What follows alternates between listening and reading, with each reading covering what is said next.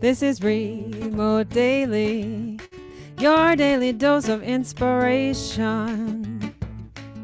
You are doing so many things for others right now. And your community that you're building since the pandemic consists of people that are intrapreneurs. And to get us started, I was wondering, could you share with us what that term means for everybody who is not quite familiar with it? What is the people you deliberately surround yourself with every day, this community of intrapreneurs? What does that mean in your own words? So it's entrepreneurs and it's people who left entrepreneurship to become entrepreneurs. But let me focus on that first part second. It's who you are, but it's also what you do. The easier way to answer it is what you do. So an entrepreneur is someone who is responsible for building new businesses or transforming old businesses inside of an existing established company. Got it. Build new stuff, fix old stuff. Who you are to be an entrepreneur is your hierarchy of needs is fundamentally different from everyone who you're surrounded by in a position of leadership and authority. And the number one foundation of that hierarchy of needs is belonging. Have you found your tribe? Are you working with people who want to make a dent in the universe? That's foundation number one. Number two, impact. Are you doing something? Are you building something that you care about, that is important, that feels important? Are you solving a real problem with the work that you do? And then finally is status. Are you making money, earning recognition, accumulating power? And it's not to say that that third thing is unimportant. It's just it's dependent on those first two things being satisfied. And that's a completely flipped hierarchy of needs for most people in positions of authority and power inside of a large organization. Number one on their list is status. Am I making money, power, recognition? Number two, impact. Am I doing work that I'm okay with? Am I all right with the way in which the world is affected by this? Is it not egregious? And then belonging. Am I okay with the people I work with? Can I deal with the bullshit in such a way where I can go home at night and compartmentalize it and just go about my day? And when you realize you have those that punk hierarchy of needs, it can be really lonely. It can be very hard until you own it and you're proud of it and you embrace it and you're defiant about it a little bit. But that takes a while, and I don't think that happens without a community to let you know you're not alone.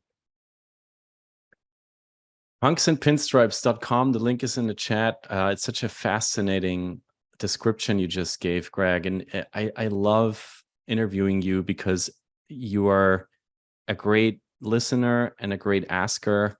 And I'll actually end the session today throwing some questions that you gave me once at you. But before we get there, I want to talk about the entrepreneur exodus, the topic of today. Why is this topic so important to you personally?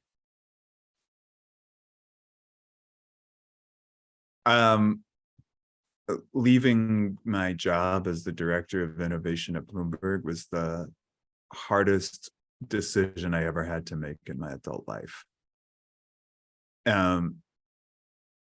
On one hand, I realized that my own hierarchy of needs was incompatible with the people I worked with, and it was having an incredibly detrimental impact on my well-being and mental health.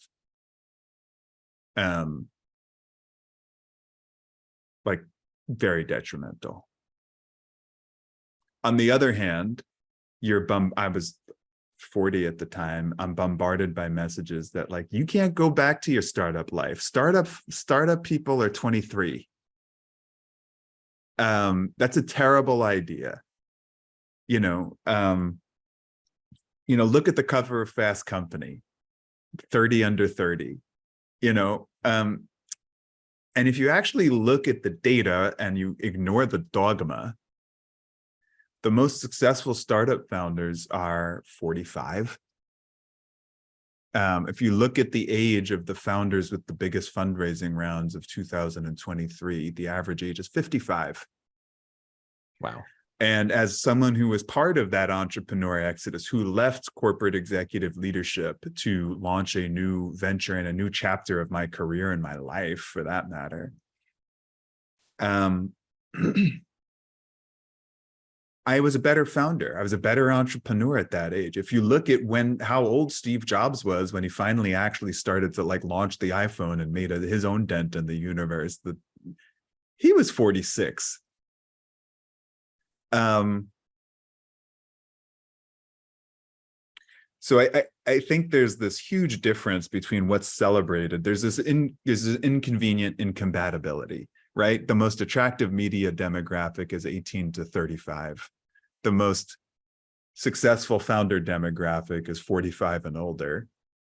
So let's feature the myth that we can sell shit to, rather than promote the reality, which may not be as sexy.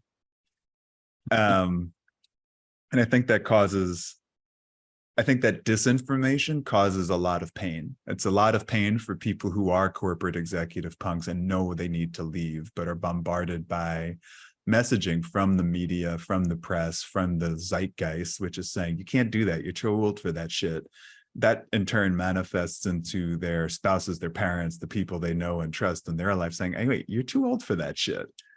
In reality, it's the perfect age to make that. Like, statistically speaking, it's the smartest economic decision you can make.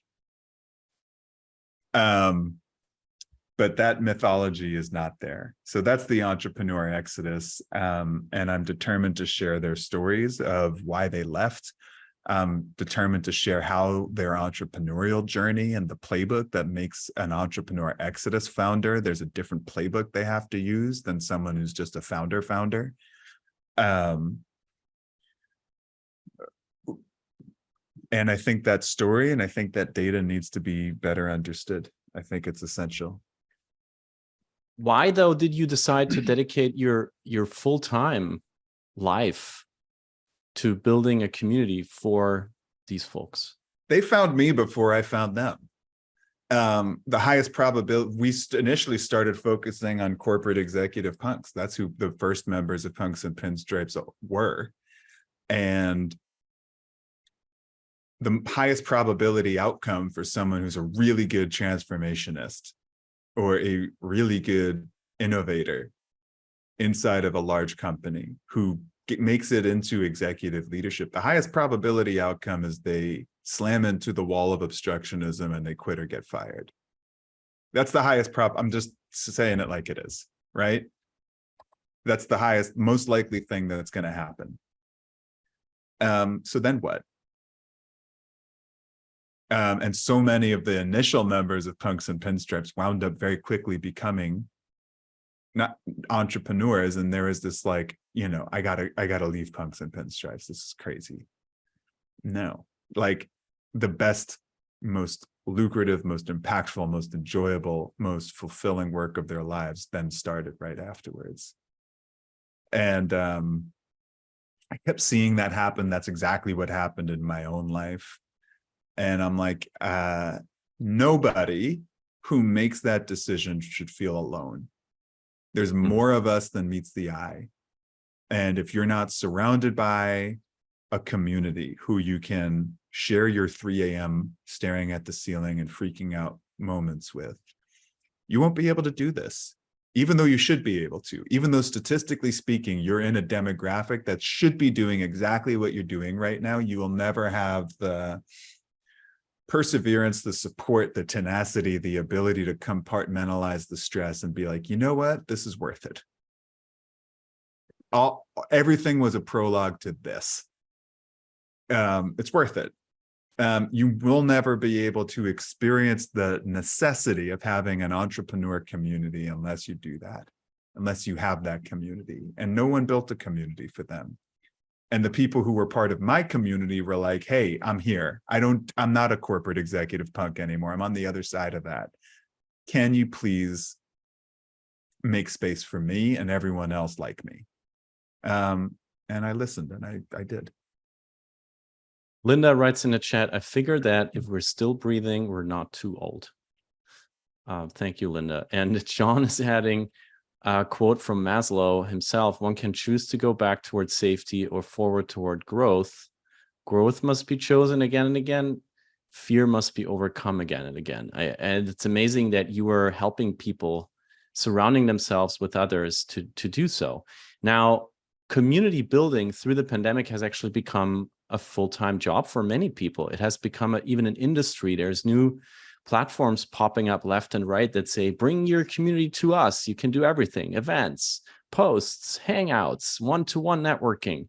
We're your new all-around community platform. Yeah. Then there's community newsletters popping up from people who say, I'm going to help you to become a professional community builder. What's less being talked about is how hard it is to build community, how much time it takes, what kind of an unforgiving business it is. So I wanted to ask you, to you personally right now, what's the hardest part of doing this?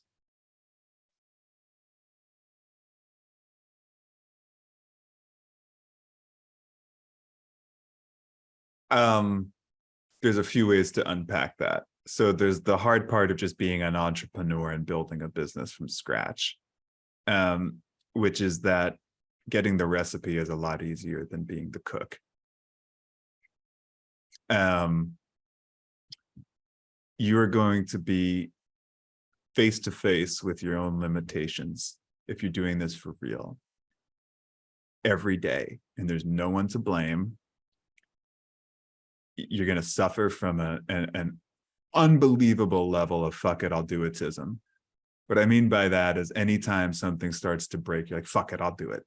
Even when you've delegated. You're doing things that are absolutely essential to build and do that are not in your own strength zone. I'm very good at innovating. I'm not good at being a chief consistency officer. You know, I suck at sales. I'm great at engaging with people. I suck at sales. Doesn't matter that I suck at it. I still have to do it. Mm-hmm. And any founder who's not willing to talk about those scars is either not building anything or isn't being honest with themselves or others. I have no problem talking about those scars. I'm deeply flawed, I'm error prone, and I love all of myself. I don't give a fuck. I can see that it's hard to be raw and vulnerable, and I think it might be, I don't know if it's more of harder for men versus women, but there's an expectation of, you're a fucking superstar. There's a lot of pressure to be a perfection projectionist. You know what I mean? Like, you think I'm doing awesome? Well, you can do awesome too. And that's not what it is. It's not my experience of it. About building community, it's unbelievably difficult to understand who your demographic and psychographic is. What I mean by that is, like, my psychographic is someone with that punk hierarchy of needs. My psychographic is somebody who is contrarian. It's someone who's defiant. It's someone who's vulnerable. It's someone who is also generous. It's someone who's punk rock, you know, but it's also someone who's a little bit selfless, who needs a community. It's very hard to know that someone who is a successful startup founder who left a large company is also someone who embodies all of those punk attributes. Narrowing that down, what are the signals that they send to us to tell us, like, hey, I need you right now? It's extremely hard. How do you reach out to them? How do you reach out to them in a way where I know they can pay and afford what we're doing? To jump in here, what do you actually charge them? It's $7,000 a year or $700 a month. And that's only for now. Like, once we get to our 60th member, the price is gonna go up, and then the 120th member, the price goes up again. And there's never And going to you'll be only more take than, on so many members, right? You have a cap. yeah, it's limited to 200. In the beginning it was 100, right? Yeah, it was. There was It's hard. there was a group consensus that it needs to be more. Yeah. And you, I think too, and I'm just guessing right now, I'm assuming this, but you just said it's very hard to find these people. So I think that one of the strategies that you develop to find them is you're very, very active on LinkedIn. Mm-hmm. You are putting yourself out there in a way that I have rarely seen. It's just amazing what you do. You do research, you publish, you become very personal, you engage a lot with other people, and you're hopefully fishing for these people. But I also think LinkedIn has flaws, and social media, well, that's not even to talk about. So how would you describe your relationship with LinkedIn at this point? Mostly very good. I do think that LinkedIn is the best, most responsibly governed social media platform that is out there. So I've always admired it. I've admired that it never got into doom scroll. It stays pretty much out of politics for the most part. So my relationship with LinkedIn is quite good. The editors who manage LinkedIn News love my content, especially my content where I'm doing data mining. Like, it's one of the things from my time on Wall Street. I love data. I just do. I always have. I love finding it. I love finding weird contrarian data points that tell a different story than the conventional wisdom. But so I have a relationship with LinkedIn, the people who run the company and decide what does and does not get seen on the platform. I'm over the past, really, we've rolled it out over the past few months. The Punks and Pinstripes newsletter is where I'm pushing my audience to. I don't need to have all my content at the mercy of any algorithm. You know, I'd rather that the people who want to hear from us/me, that we can have a direct conversation with them. There's a lot of people who are not ready to be part of the community right now. But how do they stay in our lives? How do they talk to us and communicate with us? And like, we have parties and we have events all the time. I'd want to know that they know where those events are and can come and hang out. We have courses, you know.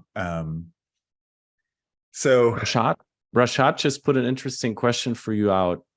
Community building aside, how real is the pressure for startups to become unicorns? And I'm gonna put that question to you, because what's the goal? How big do you want to be?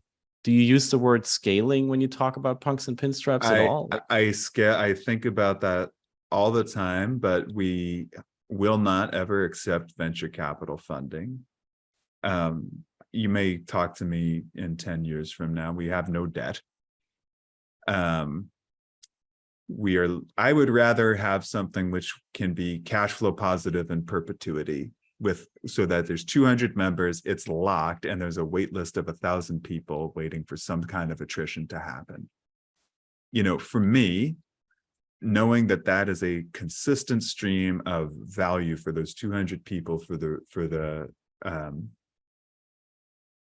rest of our existence is great. Equally, if there were to ever be an exit, I would want it to be a member exit. I would want the members to buy the company from me, and appoint the next CEO and the next founder and create their own board of directors. In the same way that people have sold their blue collar, like a lot of the factories that would have shut down if they were publicly traded, never shut down because they were sold to the employees and continue to thrive and do great stuff. I would want the members to own the exit of Punks and Pinstripes. Jolie, whose company is called Punkcast, so I think it's fair to call Jolie a punk, just said in the chat, punk is all about DIY. How do you reconcile that with the need for delegation? I don't know. I have one employee. How does that, I have this huge business and one of everything is it's pretty DIY. And if you compare like Punks and Pinstripes to YPO or Chief or Hampton or any of these other groups that are renting out convention centers and have venture investors, and we are as DIY as it gets. Just to make that actually really clear, you see those wooden doors over there? Those are the wooden doors to my dining room. So we have a big happy hour about once a month here in New York at the Williamsburg Hotel that's open to the general public, except the room itself only fits about 200 people. But after the happy hour, the people who are actually members of Punks and Pinstripes all come back to my house and I cook dinner for them. Nice. As opposed to renting out a private dining room and charging everybody $200 or something like that. So Jolie, I think that counts. That's pretty punk right there. I mean, she has, I defer to her, she's clearly, Punkcast is pretty punk. So I'm going to let her make up her own mind about whether it's punk enough. You shared a list with me once with 25 questions to avoid small talk. And I love that list. But first of all, because before we come to that as the final round for today, I wanted to know, Greg, you were jumping into cold water, but this, the people here in the room, they're curious and they're amazing, and they are people leaders. So I wonder if you have a question for us. Is there something when you come into a room that you may have been before, but you don't know really well? Is there a question you like to ask people?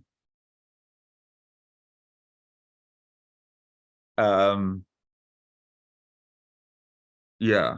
I have two questions always. What's the most trouble you ever got into in high school? Is the question I always want to know. And what was the most anticlimactic success moment of your life?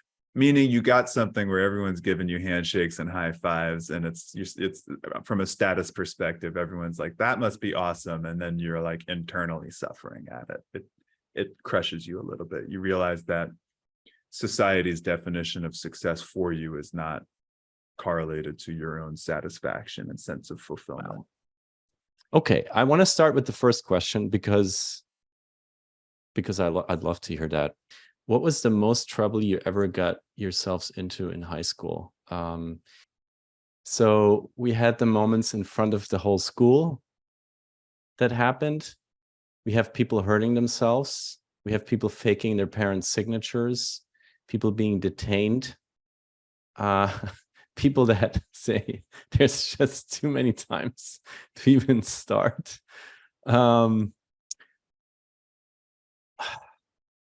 People peeing on cop cars. And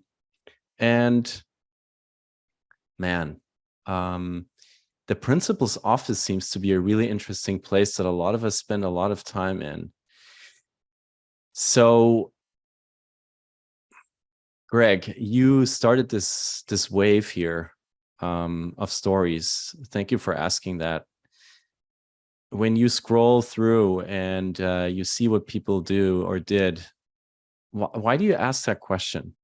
I think there's this thing that happened. I used to ask that question when I worked on Wall Street, and it was like that thing, that awkward silence after a meeting where you're like talking about Wall Street stuff. Everyone has a story, and some of those stories are an important part of their identity. And once you can understand where someone comes from, and like, what are the times in which they pushed against the constraints in a way where it formed their character, formed their identity in some way. People have a story about that. And if we're able to pull that out of them, doesn't matter if you even like them, you will at least identify with them. You'll know why they are who they are. And I like knowing why people are who they are. I might not even like it, but it's not bullshit. You know, everyone's answer to that is real. You get a sense of who they authentically are, and I like who people authentically are, and I dislike who they inauthentically are. Most people were scared of the principal because he was pretty hardcore, but because my appearances before him became so common, he would see me, sigh, and tell me to just sit outside his office for a bit. I think that's pretty punk. Thank you, Linda, for sharing.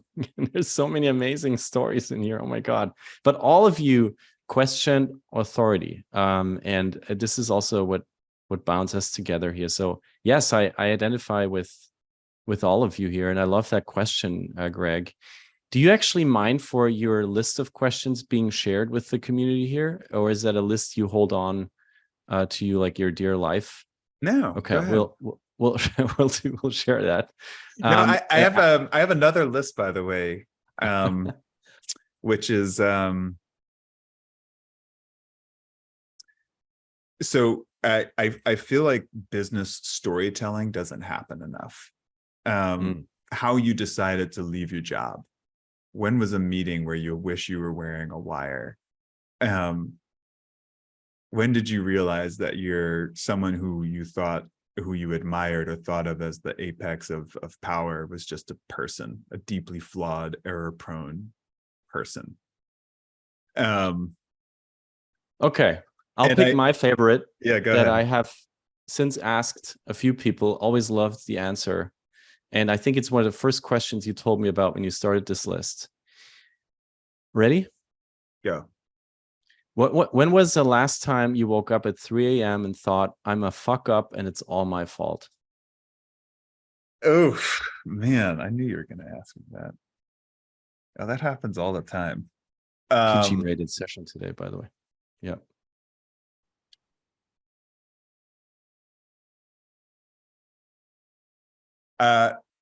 Most mornings when I wake up, I am experiencing it takes me an hour to get out of my own self-loathing and nerves. And I think one of the things that I have to be extremely proactive about as a human and a husband and a father, as well as an entrepreneur, is to not allow outcomes to become the way in which you evaluate your day.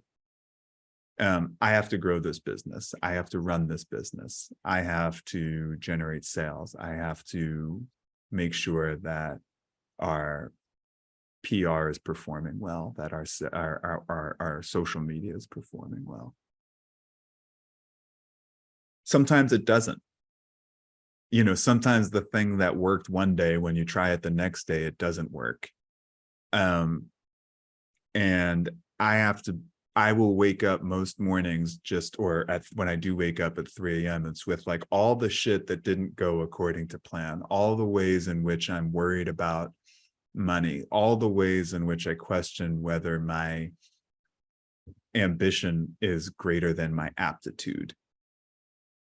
I'll go there and I will sit there. And if I'm not extremely conscious to like slap myself a little bit and be like, you can't fucking let that be the way in which you grade your own test. Like, you can't force the miracles to happen. Some shit is out of your control. The way in which you have to be able to be comfortable is, were you selfless? Were you generous? Did you do the things to open the miracle window as wide as you can? Did the miracle fly in is not the evaluation of success. Some people have miraculous luck happen to them that they didn't do anything to deserve. You know, the question is, did you open the miracle window as wide as you can open it? That's the question. That's the way in which you have to sort of sit down with yourself and be like, is the answer to that yes? And even though the outcomes and the money and the validation might not be miraculous on that day, you have to be able to compartmentalize that self defeat, that frustration, that exhaustion, that burnout, and just experience some level of self-love and gratitude for others, because you somehow were empowered with the ability to open that window as wide as you possibly can. You have to be content with that. That's a really tough thing to be disciplined about. That's a very difficult thing to just sit down and be like, yeah, that was a good way to spend my this day on earth of however many left I have. You know, that's as good as it gets sometimes, and you have to be able to accept that as winning. And Brian just wrote us on LinkedIn Live saying, with your successes, failures, and the roller coaster in between, I always appreciate your honesty and vulnerability in sharing fears, scars, and all. Oh man, you know, Brian Vincent and I went to college together in Montreal at McGill, and he's a good dude. That makes me really happy. And I want to say, I have that same feeling that you just described whenever I host the next day, when I host a show. And I always beat myself up about this show, especially because we don't have any boss here. This is punk, this is DIY. We are just here because we want to. And I always feel like we don't do enough. We don't do enough for this amazing group of people, for this show, for everything. And recently, we were so lucky to hire Aveli, our new community and socialist lead. And I described everything that's going on and everything that's bothering me and everything we're doing. And she said, doing good, man. It's awesome. Yeah.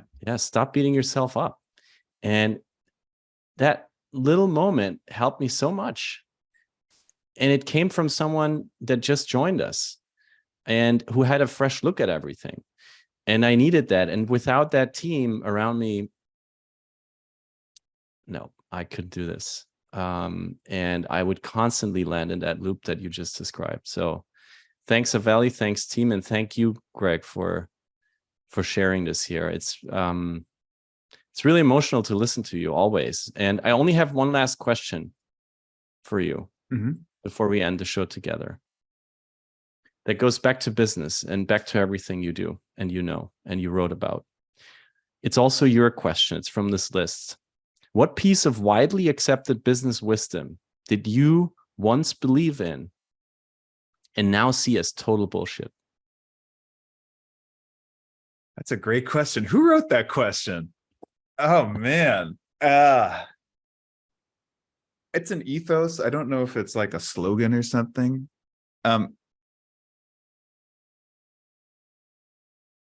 I'll say this. I think punk is an act of love, not an act of war.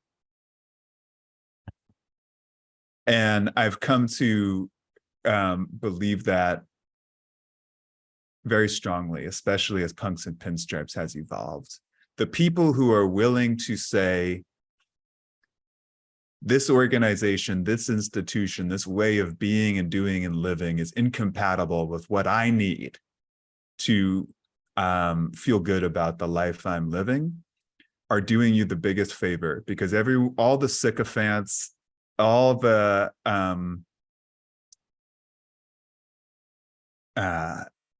sycophants, the hierarchy, the system that's like, yeah, you know what? You are in a position of power because you're a genius.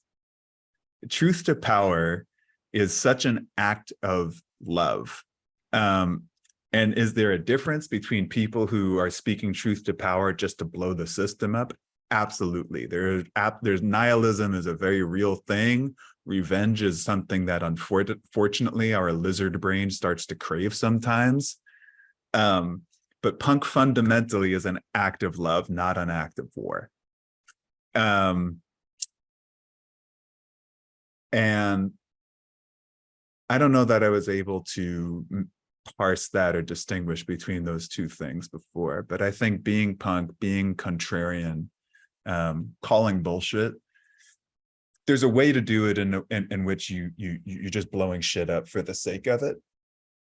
There's another way to do it in which you're making a system and a company, an industry, and yourself, and another human being that might not like what you're saying, but needs to hear it anyway, better than they would be if they were left alone. And I think more people should be punk because of that. Virtual glitter for our amazing guest on Remote Daily today. Can't get enough of him. Greg Larkin, thank you. This is for you from everyone. If you go to Gallery View on Zoom, you'll see many hands glittering down right now. And it even comes with live music. Nice. Thank you so much, Greg. We usually ask, how can we support you as a community?